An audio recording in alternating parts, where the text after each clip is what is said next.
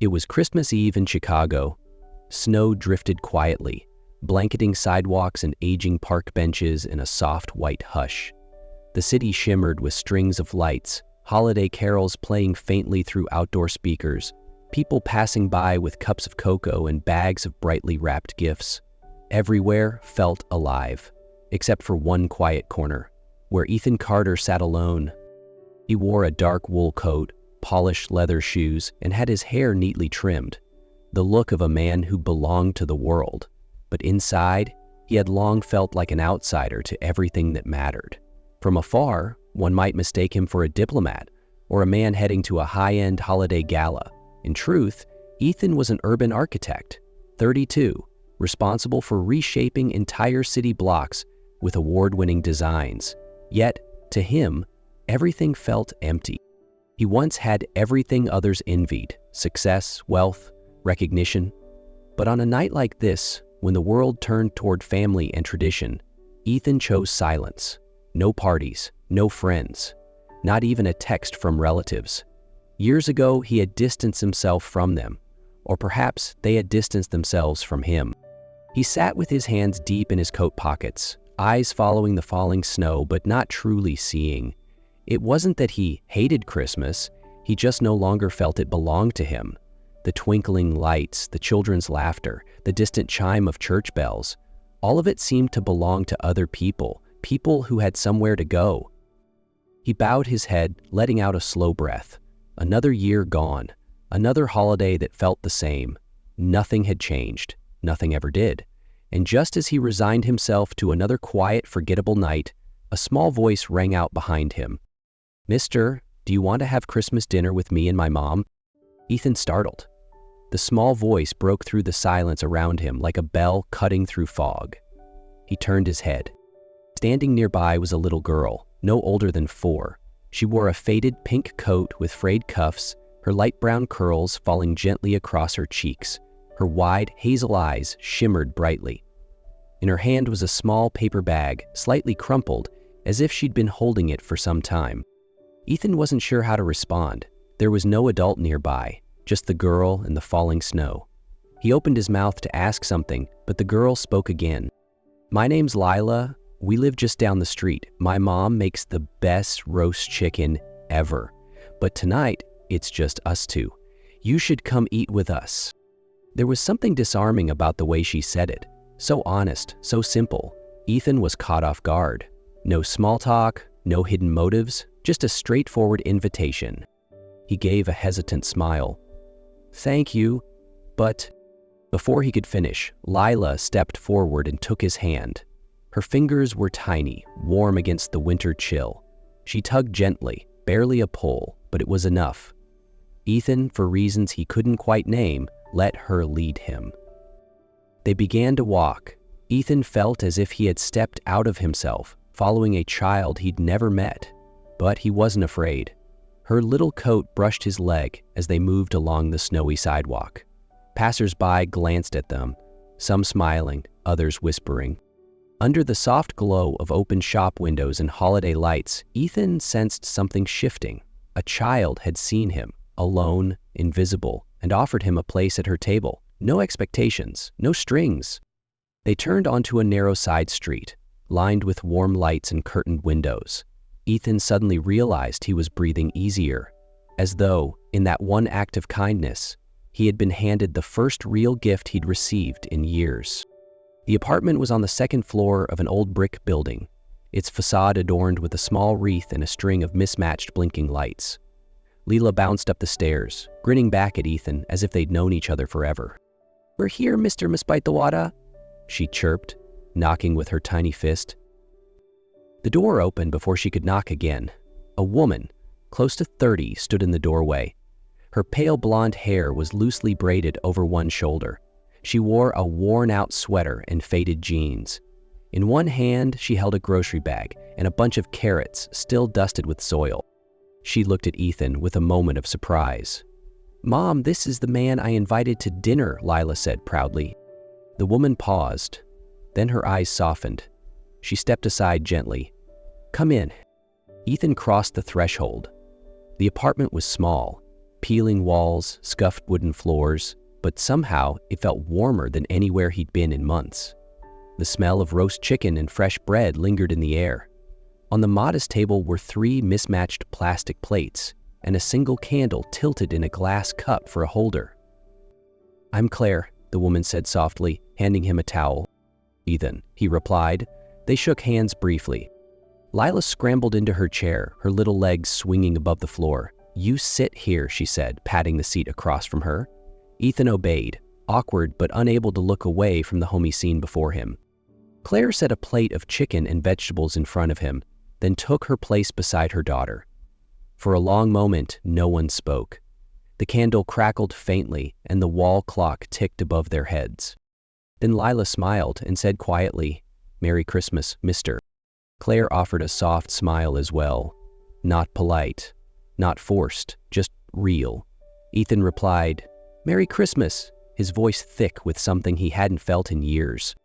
They ate slowly. There was no linen, no wine, no centerpiece, just food. Warm, simple, and shared. Ethan sat there, no longer feeling like a stranger. Dinner ended in a warm, comfortable silence. No music, no ringing phones, just the soft crackle of the candle and the occasional giggle from Lila as she told stories about her imaginary snowman friend named Sir Fluffy. After the dishes were done, Claire brewed 2 mugs of tea. It was the cheap, overly floral kind, but in that moment, Ethan found the aroma oddly comforting. Lila had fallen asleep on the couch, wrapped in a fluffy blanket, cheeks still pink from excitement and dessert. Claire sat down across from him. She didn't speak at first, just ran her fingers around the rim of her cup, eyes fixed on the candlelight. Ethan didn't rush to fill the silence. It was the kind of quiet that didn't press, a silence that accepted. "She's everything to me," Clara said softly. "I had her when I was 21. Ethan gave a small nod. Claire continued, no hesitation in her tone. She had once studied education, dreamed of having her own classroom with paper stars on the ceiling. Then she met someone older, charming, said all the right things, and she believed him. That belief led to Lila. When she told her parents she was keeping the baby, they withdrew their support. She moved out 2 days later. "I waited for him to come back," she said. "He never did." Ethan tightened his grip around his tea. He looked at her, not with pity, but with a quiet, honest respect. "Do you ever get angry?" he asked, his voice low. "At life? At them?" Claire gave a soft laugh. "Not bitter, just tired." "Of course, but I learned early, anger eats more than it feeds. It doesn't fix what's broken." She smiled faintly. "No use blaming the weather. You just find a better coat." Ethan let out a breath that was almost a laugh. That sentence stayed with him. He lifted his gaze. "My family's rich," he said. "Private jets, gala dinners, legacy buildings. But my mom hasn't hugged me since I was 10. My dad sees me as a failure because I wouldn't take over the company." Claire said nothing. She just listened. With her eyes, her stillness. Ethan kept going. "I started my own architecture firm at 18. Didn't talk to them for 3 years. They said I was arrogant. I said they were wrong. That was the end of it." Claire reached across the table and laid her hand over his. Light, but steady. "Maybe they love you," she said. "They just never learned how to show it." Ethan looked at her and something inside him softened. Not a solution, just a letting go. In that tiny kitchen, lit by a single flickering candle and filled with the scent of floral tea, Ethan felt, perhaps for the first time, seen. Not because he had to prove anything, but because someone chose to see him, just as he was. They sat across from each other, framed by the soft flicker of candlelight and the quiet scent of floral tea drifting through the air. Neither of them tried to fill the silence with idle words. Between them existed a rare kind of quiet, not awkward, not distant, but the silence of 2 people slowly beginning to understand one another. Claire, a single mother who had braved winter nights with a baby in her arms, intimately familiar with sacrifice. Ethan, a successful man who had walked through glittering rooms full of strangers, deeply familiar with being unseen. Two lives, worlds apart, yet now they shared the same table, the same warmth, the same ache of what had been missing. Perhaps it was loneliness that had drawn them together, not in desperation, but in recognition, a kind of still, honest presence. Every story shared left behind an echo, not out of pity, but out of quiet resonance, like recognizing your own reflection in someone else's pain. Ethan looked at Claire, not with the detached politeness of a guest, but with the quiet gaze of a soul who had found a mirror. Claire didn't flinch. She listened to him as though his wounds weren't foreign to her, but familiar. And though neither of them spoke it aloud, something had begun to stir, a shared feeling, the kind that grows not through grand declarations, but in stillness, between two hearts that have both been left behind and suddenly, gently, found each other. Ethan hadn't planned to return, but 2 days later he found himself standing at their door again, holding a box of pastries with no real explanation for why he was there. Claire looked surprised, but she didn't question it. She simply smiled and said, "Come on in." From that day, Ethan's visits became something familiar. Sometimes he brought donuts from the bakery Claire once mentioned she loved but couldn't often afford. Other times it was a picture book for Lila, filled with sweet illustrations he thought she might enjoy. And sometimes he brought nothing, just himself, sitting by the window with a cup of tea, listening to Lila talk about her imaginary dragon named Sparkle. He started noticing small things around the apartment, the flickering light in the kitchen, the loose cabinet handle. He said nothing, just came back with a new bulb, a screwdriver, and a small step stool. "Just returning the favor with my clumsy handyman skills," he joked. Claire always thanked him, but Ethan always waved it off. "I'm not doing this out of politeness," he said once, after helping her carry laundry up the stairs. "I'm doing it because I want to." They began to find their own rhythm. Conversations at the dinner table grew longer, easier. Lila started calling him our Ethan. No one corrected her. No one needed to. One snowy late afternoon, Ethan arrived with a small paper bag. Claire opened the door, surprised to see him during work hours. "You're going to catch a cold walking around in this weather," she said. Ethan smiled, brushing snow from his coat. "Worth it."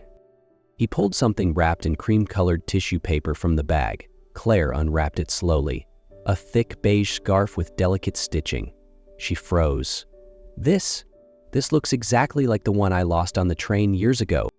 Ethan nodded. "You mentioned it once while folding laundry. You looked a little sad, then laughed and said it was silly to miss a scarf. But I remembered." Claire looked up, her throat tightening. "You actually remembered?" Ethan didn't look away. "I forget most things people say, but that, I didn't." She said nothing, just nodded slowly, trying to keep whatever was rising inside from spilling out. That scarf, it wasn't just a gift. It was a memory honored, a quiet act of care, a sign that she and her daughter were no longer just kindnesses in Ethan's life, but something real, something lasting. As Christmas approached, one quiet evening after Lila had fallen asleep, Claire and Ethan sat by the window, watching snow fall outside. In the dim light, Claire gave a soft laugh and pointed to the corner of the room where a tiny artificial tree stood, taped to the wall because its base had broken off. "She's never had a real tree," Claire said quietly. "I found this one at a thrift store. Lila loves it, thinks it's magic, but I know what's missing." Ethan didn't reply. He simply looked at the tree, its crooked paper stars and handmade ornaments swaying gently. Something inside him ached. The next morning, Ethan didn't come by. No message, no goodbye. Claire assumed he had work. She didn't ask. She had grown used to people leaving. But on Christmas morning, as Lila rushed to the window like she always did to check for snow, she suddenly shrieked with delight. "Mom, Mommy, come quick!" Claire ran into the living room, heart pounding, hair still tousled. But when she looked outside the apartment door, she froze. Sitting just beyond the threshold, nestled in the snow, was a real Christmas tree. Small, fresh, wrapped in white string lights and adorned with silver bells. A red scarf had been tied around its base like a blanket. At the top, a handmade gold paper star leaned slightly to one side. Below it were 3 neatly wrapped presents in brown paper and red string. Lila twirled in circles. "He came, Mommy. Santa really came." Claire knelt down and picked up a small envelope taped to one of the boxes. The handwriting was unmistakable. "For Lila, from your secret Santa." She didn't have to open it. She already knew. Standing in the morning chill, the faint sound of bells ringing down the hallway, Claire reached out and gently touched the tree's soft needles. For years, she had tried to create magic out of scraps, but this time, someone had created it for her. Quietly, gently, and for no other reason than love. It wasn't just the tree, not the gifts. It was the quiet care behind it all, the red scarf wrapped around the base. His scarf, the gold paper star, just like the ones Lila made with her crayons. Every detail whispered, "I see you, I remember." A feeling stirred in Claire's chest, one she couldn't quite name. Gratitude, yes, but also something softer, deeper. A gentle joy tangled with a quiet fear, because no one had ever cared for her like this before. Silently, without asking for anything, but meaning everything. She didn't speak. She didn't need to. She simply reached out, fingers brushing the tree's cold needles, and let her heart open just a little more. March arrived with soft sunlight and puddles left by melted snow. In the small apartment bathed in brightness, Lila was counting down the days to her 5th birthday, her first real party. One evening, Claire quietly told Ethan, "This year, it's the first time I can afford a real cake." She smiled, both proud and shy. The first time she has friends to invite. And she picked her own princess dress. All week, Lila talked about one thing, how Uncle Ethan had promised to be the first to knock on the door that morning, bringing a surprise. "He pinky swore, Mommy," she said earnestly. Claire smiled, though worry stirred beneath her hope. Ethan had never broken a promise. But she had lived through too many disappointments to not feel afraid. 2 days before the party, Ethan was in a boardroom when his phone rang. A call from Toronto. The meeting with a major client had been moved to the morning of Lila's birthday, and the client would only meet in person. Ethan stared at the calendar, stunned. He didn't need to ask. This meeting couldn't be rescheduled. That night, he called Claire. His voice was low. "I might not make it back in time." Claire was quiet, then said gently, "You've already done more than we ever expected." But then, barely above a whisper, she added, "She's not waiting for gifts, Ethan. She's waiting for you." He hung up, but didn't sleep. Instead, he sat alone in a luxury hotel suite in downtown Toronto.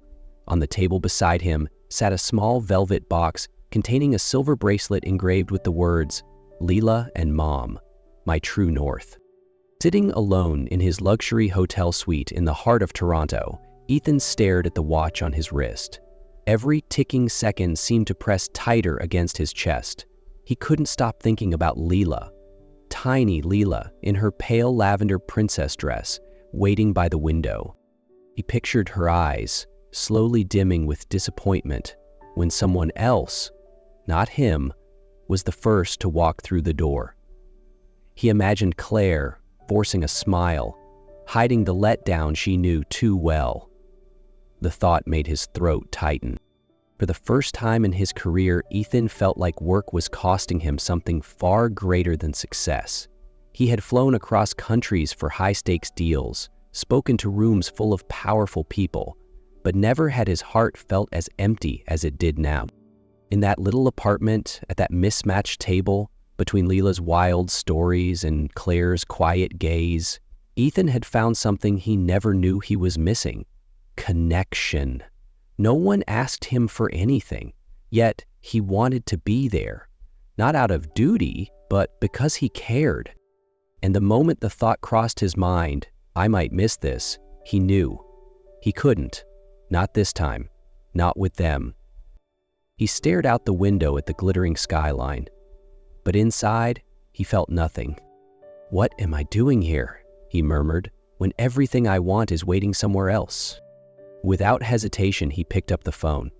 "Rebook my flight. I'm going home." That afternoon, the little apartment buzzed with laughter. Strawberry cake, paper crowns, frosting-smeared fingers. But as the hours passed, Claire kept glancing at the clock. By early evening, when hope had nearly faded, the doorbell rang. Claire opened the door. Ethan stood there, windblown, breathless, a velvet box in hand. Lila screamed, "Uncle Ethan," and threw herself into his arms. Ethan knelt down and opened the deep blue velvet box, handing it to Lila. Her eyes widened, lighting up as if she'd just discovered treasure. Inside was a delicate silver bracelet, engraved in soft, looping script. "Lila and Mom, my true north." Lila gasped. "You spelled my name right," she squealed, throwing her arms around Ethan in pure delight. He laughed softly, but his gaze quickly turned to Claire, still standing there, quiet, holding something unspoken in her chest. Ethan stepped forward and gently placed the box into her hands. Claire looked at the bracelet, not because it sparkled, but because of what it meant. The words engraved weren't just a gift for her daughter. They were an acknowledgement, a connection. She didn't speak. She didn't need to. Her eyes glistened, not because of the bracelet's worth, but because the man standing in front of her had not only shown up, but had remembered and understood. His presence, timely, promised, real, had touched a place in her heart she thought had long been closed. He wasn't trying to impress. He wasn't trying to replace. He was simply there. And somehow, that made her heart feel warm again. That evening, after the party had ended, after the last of the tiny guests had gone home and Lila had fallen asleep on the sofa, her bracelet gently slipping down her wrist, Ethan remained. He sat quietly at the kitchen table, where the final candle burned low, as if reluctant to let the night end. Claire was in the kitchen, washing dishes slowly, silently. There was no tension, no awkwardness, just the kind of quiet that exists when something unspoken lingers between two people. Ethan lifted his gaze, then stood and walked toward her. He took a breath, steady and sure, his voice low but unwavering. "I'm sorry," he said, "for almost missing it, and for not always knowing where I belong." Claire turned, drying her hands on a towel. She looked at him with eyes softer than any reply. Ethan continued carefully, sincerely. "I'm not here out of politeness. I'm not trying to play hero or fill someone else's place. I'm here because this is the only place I've been able to breathe." He glanced toward the little chair at the table, the one Lila had proudly assigned him on his first visit. "If that seat is still open," he said, "I'd like to keep sitting in it, not just for holidays, but for good." Claire didn't speak right away. The room felt still, just the clock ticking and the quiet between them. Then she stepped closer, her voice gentle, sure. "That seat, it's never been filled by anyone else," she said. "It's always been waiting for you." Claire didn't say another word. She simply nodded, slow, steady, the kind of yes that needed no voice. But in that shared glance, everything was clear.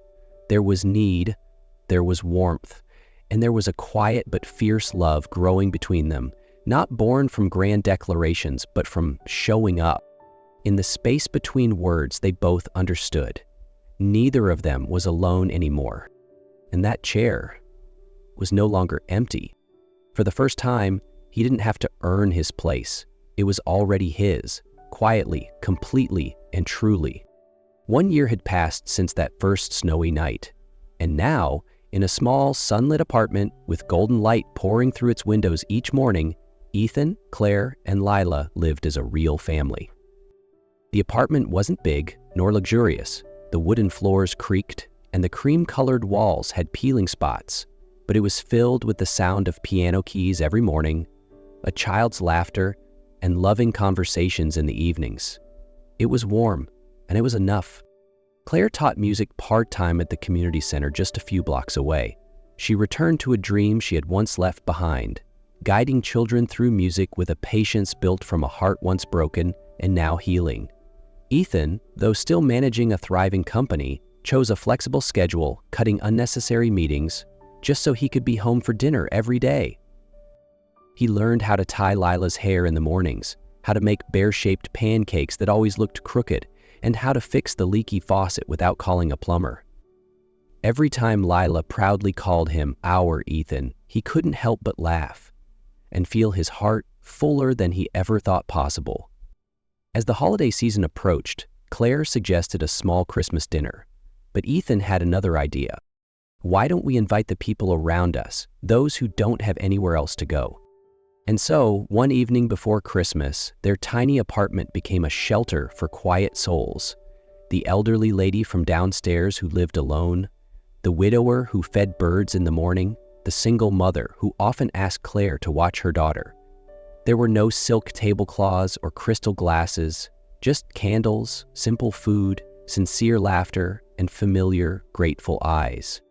Claire looked at Ethan in the middle of their small kitchen, sleeves rolled up helping her stir the greens, and realized she was no longer alone in anything. Then one day, Ethan brought it up out of the blue. "How would you and Lila feel about coming to dinner with my parents?" Claire was stunned. That simple question choked her up a little. For over 10 years, Ethan had never mentioned bringing anyone home. That part of his life had always been locked away, filled with cold expectations and loveless dining tables. "Are you sure?" Claire asked gently. "What if they're not ready?" Ethan held her hand. "They don't have to be ready. I am. And I want them to know who my family is." That dinner happened in a formal setting, but the atmosphere was no longer cold. Ethan's mother didn't say much, but quietly poured Claire a cup of tea. His father, usually distant, placed a small silver tin in front of Lila, filled with soft caramel candies. "It's her favorite kind," Claire whispered. Ethan just smiled. Not a grand reconciliation, but a beginning. And just like that, after all those years, the once cold dining table of his childhood began to warm again, because of the quiet but undeniable presence of the two people he loved most. That Christmas Eve, their little apartment lit up like a warm lantern. Twinkling lights wrapped around the tall tree standing proudly in the corner, decorated with colored paper, dried pine cones, stars cut by Lila's tiny hands, and a cardboard ornament shaped like a house with the scribbled words, "Our Home." Claire wore a deep red dress, her hair loosely tied back, cheeks flushed from greeting guests. Ethan manned the kitchen, wearing an apron, ladle in hand, looking every bit like the dad he had become. Their guests were neighbors, friends, people who had once been invited to dinner, had once received a smile from Claire or a hug from Lila. They weren't there out of politeness. They came because they loved the warmth of this home. Laughter rose with the scent of gingerbread and Christmas music. Lila twirled around the tree, bracelet jingling, humming to herself. From across the room, Claire's eyes found Ethan's, and his found hers, like nothing else in the world mattered. Then, when everyone had gathered, when the lights had dimmed slightly, Lila suddenly cried out, "Mom, look!" Claire turned. Ethan was kneeling beneath the Christmas tree, holding a small, simple box, but his eyes were full of light. "Claire," he said, his voice a little unsteady, "I used to think Christmas was about grand parties, expensive gifts, and cold handshakes." He paused for a breath, then continued. "But you, and Lila, you gave me something I never thought I'd have, a real seat at the table, a place to return to, a home built not with bricks, but with warmth." Claire stood still. To her, the room faded into a blur, only him and his voice and the way his words landed gently where her heart had long been guarded. "So," Ethan whispered, "will you give me a place by your side, always?" Claire didn't cry. She simply nodded, the softest, most certain nod of her life. Lila shouted with joy. She said yes. Mommy said yes. The room erupted in claps and jingling bells. Final scene, the three of them, Ethan, Claire, and Lila, stood hand in hand beneath the tree, bathed in soft light. Outside the window, snow began to fall, quiet and kind. No one spoke. No one needed to. Because in that moment, everything that mattered was already there.